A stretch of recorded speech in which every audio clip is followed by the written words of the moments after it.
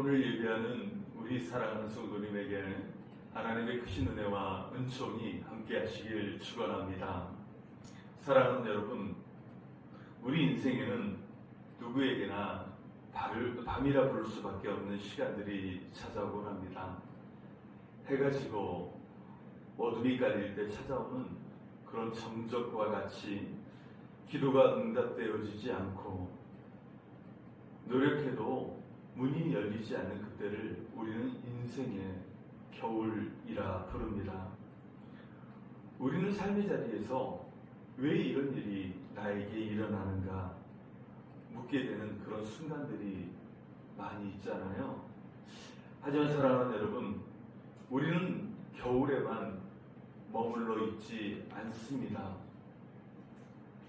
씨앗이 죽은 듯 땅속에 묻혀있는 것도 봄을 준비하기 위함입니다. 하나님께서는 우리의 인생의 겨울 속에서 보이지 않게 일하시며 새 봄을 예비하고 계시다라는 사실입니다. 오늘 본문 시편 126편의 말씀을 보시면 바벨론의 오랜 포로 생활을 마치고 귀환하게 된 이스라엘 백성들이 회복의 노래, 회복의 찬양을 부르는 시편입니다. 그들은 이야기합니다. 여호와께서 시온의 포로를 돌려보내실 때에 우리는 꿈꾸는 것 같았도다. 아멘. 이 노래는 단순한 감격이 아닙니다. 수십 년 동안 절망의 끝에서 터져나온 하나님의 손길을 경험한 그들의 신앙 고백입니다. 오늘 이 말씀을 통해 우리 모두가 인생의 밤을 통과시키는 하나님의 세밀한 은총을 누리시게 되기를 주의 이름으로 축원드립니다. 사랑하는 여러분, 우리가 이 은혜를 누리기 위해서는 반드시 기억해야 할 것이 있는데 바로 첫 번째로 회복의 단추는 우리가 아니라 하나님께서 끼우신다는 사실입니다. 시편 기자는 꿈꾸는 것 같았다 이렇게 표현합니다. 꿈꾸는 것 같았다, 꿈꾸는 것 같았다. 이 표현은 그 현실이 너무나 놀라워서 믿기 어려웠다라는 뜻입니다. 이스라엘의 회복은 결코 그들의 능력이 아니었습니다. 하나님께서 바벨론의 왕 고레스의 마음을 감동시켜 그들을 해방시켜 주도록 선포하셨습니다. 바로 이것이 하나님 주도의 회복인 것입니다. 사랑하는 여러분, 하나님께서 움직이시면 세상이 움직입니다. 여러분 잘 아시는 찬송가 370장 주 안에 있는 나에게를 작사했던 엘리자 에드먼드 휴잇 여사는 촉망받는 교육자였습니다. 그러나 예기치 않는 사고로 척추를 크게 다치게 되고 수년간 병상에 누워 지내야만 했습니다. 꿈 많은 청년에게 다가왔던 그 인생의 밤은 너무나 길고 참혹했습니다. 기도가 응답되지 않는 것 같고 다시 일어설 수 있다는 그런 기대도 사라지는 절망의 순간들이었습니다. 그러나 그녀는 그 고통의 자리에서 기적적으로 하나님을 만나고 또한 인격적인 하나님을 만나게 됩니다. 그리고 하나님께서 그녀의 부서진 마음을 만지기 시작했을 때 그녀의 입술 속에서는 저주와 탄식이 흘러나오는 것이 아니라 믿기 힘든 찬송이 흘러나왔습니다. 그 찬송이 그 두려움이 변하여 내 기도 되었고 전날의 한숨이 변하여 내 노래 되었네. 아멘. 아멘. 너무나 여러분들이 좋아하시는 찬송이죠.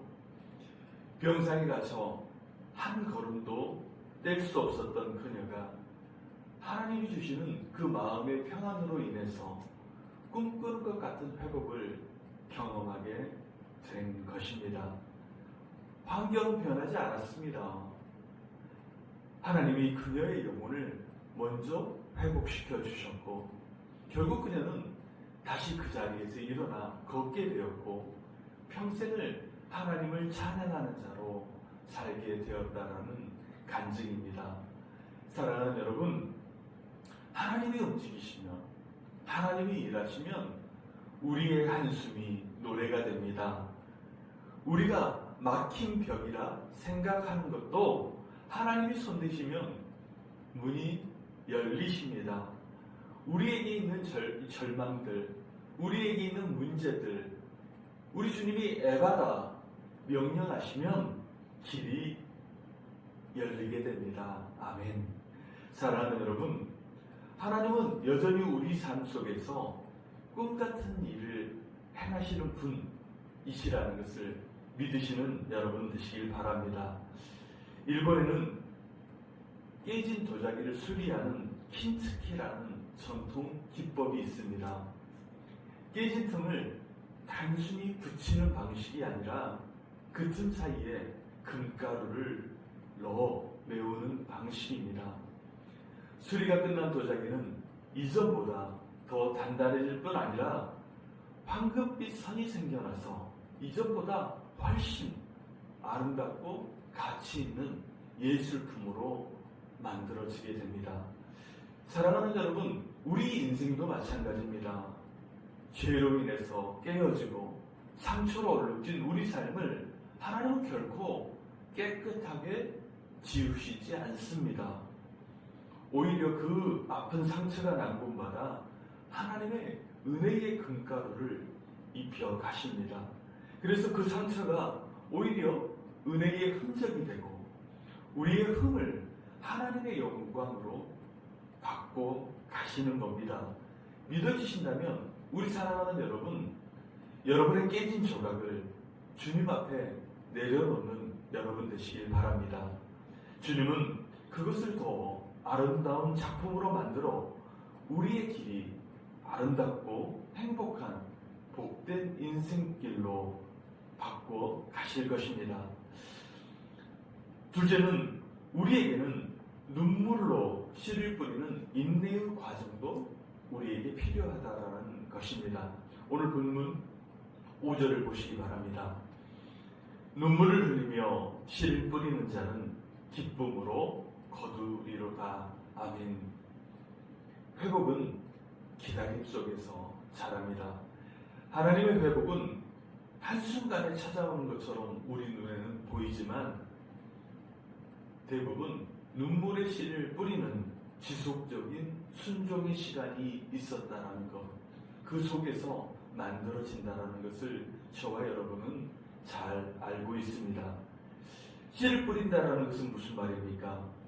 오늘 내가 감당해야 할 일상이 있다는 것, 그리고 기도의 자리가 필요하다는 것, 그리고 믿음의 순종을 말씀하고 있습니다. 여러분, 농부가 씨를 뿌릴 때 그 씨앗은 바로 열매 맺지 않습니다. 땅 속에서 부패하고 썩는 시간이 필요합니다. 하지만 보이지 않는 그 시간 속에서도 생명의 변화가 조용히 진행되고 있습니다. 여러분, 눈물의 시간도 그렇습니다. 하나님은 마치 농부가 흙 속의 씨앗이 언제 올라오나 기다리듯이 우리의 눈물 한 방울, 그 한숨까지도 하나님은 기억하시며 우리를 노심초사 지켜보십니다. 다만 그 눈물이 모여 하나님의 때를 기다릴 뿐입니다. 목회상담에서도 이렇게 말씀합니다. 진정한 회복은 직면에서 시작된다. 회복은 아픔을 피한다고 해결되는 것이 아니라 그 고통을 안고 하나님 앞에 하나님께로 나아갈 때 그곳에서 회복이 시작된다라고 이야기합니다. 그래서 성경은 저와 여러분의 눈물을 귀하게 여기십니다.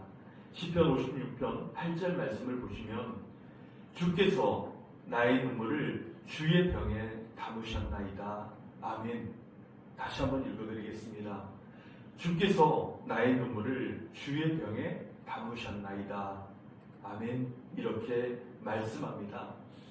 하나님은 우리의 눈물을 그냥 보고 흘려보내는 것이 아니라 당신의 마음속에 우리의 눈물을 담으신다고 말씀합니다. 사랑하는 여러분, 사막 한복판에 풍성한 열매를 맺는 나무가 있는데 그것은 대추 야자나무가 있습니다. 그런데 이 나무를 처음 심을 때 뿌리가 굉장히 약하다고 합니다. 그래서 이 나무를 심어놨을 때는 일부러 어린 가지에다가 무거운 돌들을 매달아 놓는다고 합니다. 그 이유는 돌의 무게 때문에 나무가 더 뿌리를 깊게 내린다고 하네요. 그래서 그 깊이 내린 뿌리가 그 땅속을 뚫고 가서 지하 생수에 맞이하게 된다고 합니다. 만약 돌이 없었다면 얇은 곳에서 뿌리를 내린 나무는 결국 말라버렸을 것입니다.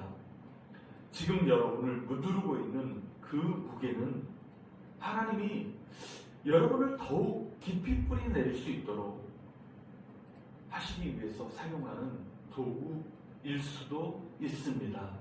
결단코 고난은 저와 여러분의 믿음을 파괴하지 않습니다.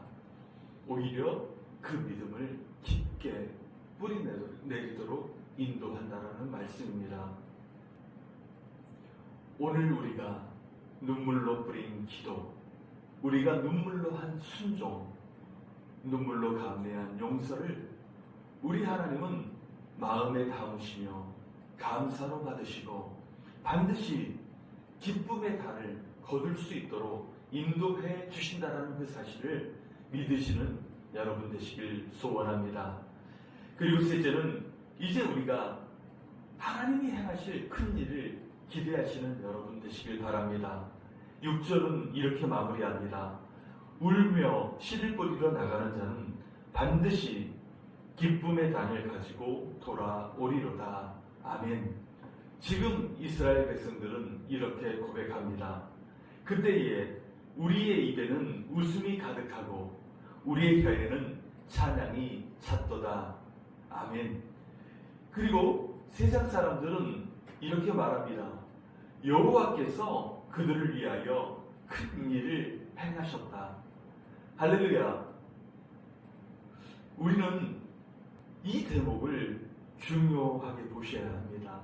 그들을 위하여 큰 일을 행하셨다. 우리 회복의 주체는 사람이 아닙니다. 누구시라고요? 하나님이십니다.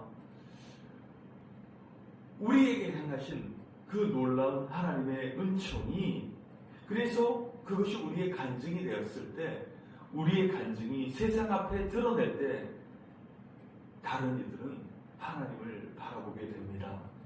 사람들은 우리의 성공보다 우리의 회복을 통해 하나님을 만나게 되는 줄 믿으시기 바랍니다. 다시 말씀드리면 우리 인생의 회복은 다른 사람들에게 복된 메시지가 된다는 사실입니다. 여러분이 일어서시는 모습을 보며, 여러분의 가정이 일어나는 모습을 보며, 우리 교회가 회복되어지는 모습을 보며 낙심한 다른 일들이 우리도 하나님을 만나야 되겠다, 우리도 하나님을 만나러 봐야 되겠다 결심하게 되는 것입니다. 그렇게 하나님께서는 여러분을 회복의 모델로, 은혜의 제사장으로, 하나님의 축복을 받는 사람들로 세워 가실 것입니다. 사랑하는 여러분, 오늘 시편의 찬양은 단순한 옛 이야기가 아닙니다. 이 찬양은 오늘 우리의 이야기고 또한 내일의 우리의 고백이 될 것입니다. 울며 씨를 뿌리는 시간은 분명히 있습니다. 그러나 하나님은 반드시 그 씨앗 위에 햇빛을 비춰주시고 단비를 내려주실 것입니다. 그리고 때가 되면 여러분의 품 안에 풍성한 기쁨의 단을 안겨주실 것입니다. 또한 우리 하나님은 우리의 과거를 지우시는 분이 아니십니다. 오히려 그 과거를 재료 삼아 찬란한 미래를 빚으시는 토기장이가 되십니다. 상처를 덮어버리지 않으시고 그 자리에 금빛 은혜를 새기십니다. 사랑하는 여러분, 오늘도 삶의 여러 가지 문제로 힘을 잃고 낭망하고 계시지는 않습니까? 여러분 기억하시기 바랍니다. 어둠이 깊을수록 새벽은 가까이 옵니다. 오늘 이 시간도 여러분의 인생의 밤을 안전하게 통과하시도록 우리 하나님은 일하고 계십니다. 바라기는 여호와여 우리 포로를 남방 시내들 같이 돌려 보내소서. 아멘. 이 기도가 오늘 우리의 기도가 되기 원합니다. 남방 시내는 여름 내내 메말라 있다가 우기가 되면 갑자기 물이 흘러 넘쳐 흐릅니다. 그처럼 하나님께서 여러분의 마른 심령에도 폭포수와 같은 은혜를 쏟아 부어 주실 것입니다. 그때 여러분의 눈물은 찬양이 되고 슬픔은 기쁨이 되고 절망은 소망으로 바뀌어 갈 줄 믿습니다.